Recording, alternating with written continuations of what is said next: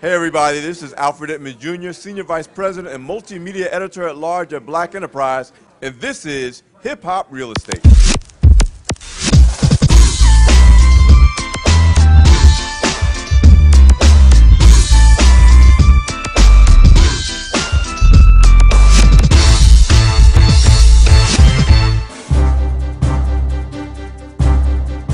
Welcome to Hip Hop Real Estate TV, where we start at the ground floor and work our way all the way up to the top.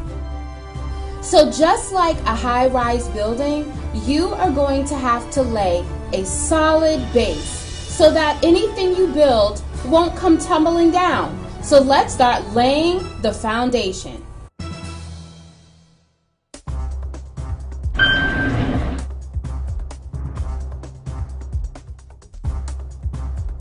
It's Carrier, it's about to go down. As you can see, we're in Fenway at the Verizon Entrepreneur Empowerment Convention. Talking about keeping it real.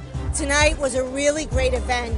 They're really focused around some keynote speakers to really help our small business owners bring their business to the next level and stay competitive in a tough economy. First, let me get one thing perfectly clear. Yes, I am black, for those of you that are not. Read about culture and race. We come in all shapes, sizes, skin tones, and hair textures. Lots of options. When I turned 3 years old, my mother became mentally ill. And because Dad couldn't get a good education, get a good job in America, he was a cab driver for 40 years. And he had to work 12 to 14 hours a day, and he couldn't take care of 11 children. So I was orphaned at 3, and then spent from 3 to 5 in an orphanage, and then because no one would take 11 children, I spent the balance of my young life growing up on the main streets of Brooklyn, New York, until I aged out of foster home. We were basically indentured servants. Our summers were spent cleaning house and spit-shining shoes and polishing my father's 88 Oldsmobile for you to see your face in it. And when we finished our work, we were able to go out to play, and the work had to be excellent. The second thing that I learned very early in life that applied very much to entrepreneurship is this need to rid ourselves of toxic people in our lives. People who drain you of your time, your energy, and your patience. Just a few. Remove toxic people from your life. Again, people who drain you of your time, your energy, and your patience. Your crew. Now, this is very, very, very easy to say. This is very difficult to do. Why? Because most of these people are your family. In other words, don't spend major time with minor people. People going nowhere want you to go nowhere with them. People doing nothing want you to do nothing with them. If you want to change your life, change your relationship. So I went back home to this brownstone in Brooklyn where I was with 4 older brothers who were heroin addicts. So here I am, 17 years old, one is a heroin dealer, and 3 of them are heroin addicts. So as soon as I was able, I packed up what little I had, got on a Greyhound bus, went to Cleveland where I had an older sister who took me in. So you're going to have to deliver yourself from toxic people in your life. So the most important thing that I think young people need to know is your world is bigger than what you see around you, that there's more out there that you want to check out, and you can find people who can show you how to do it. Relationships.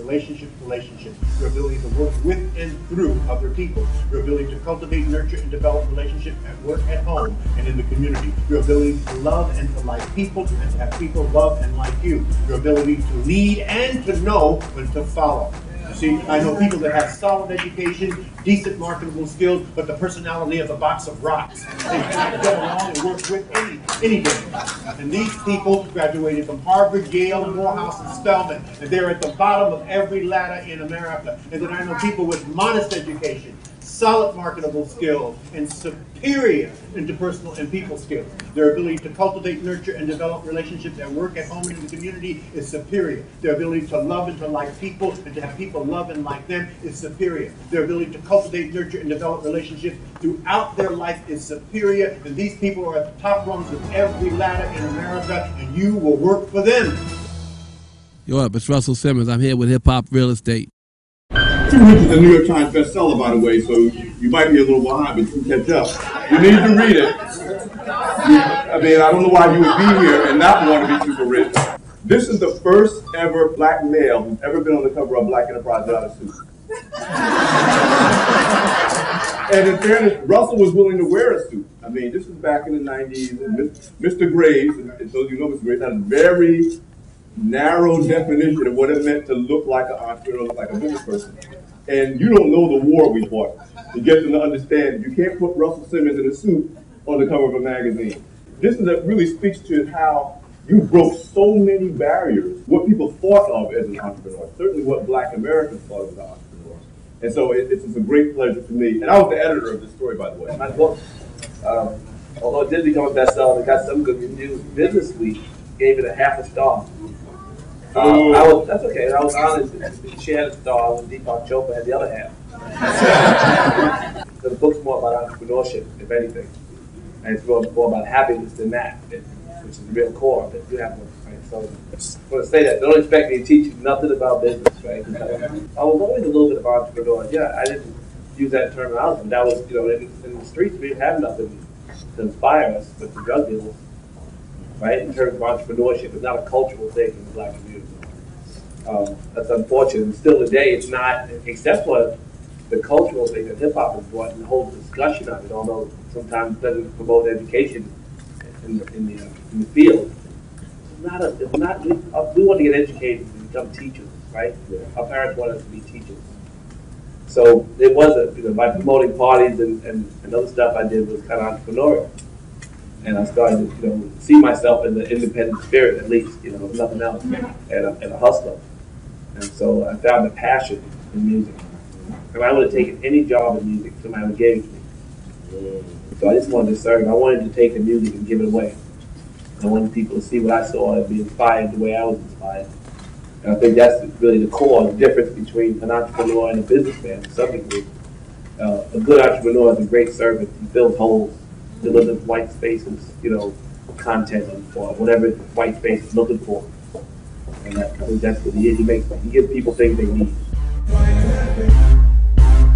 There are people in your life that you are simply going to have to bless and release, as our president had to bless and release his passion.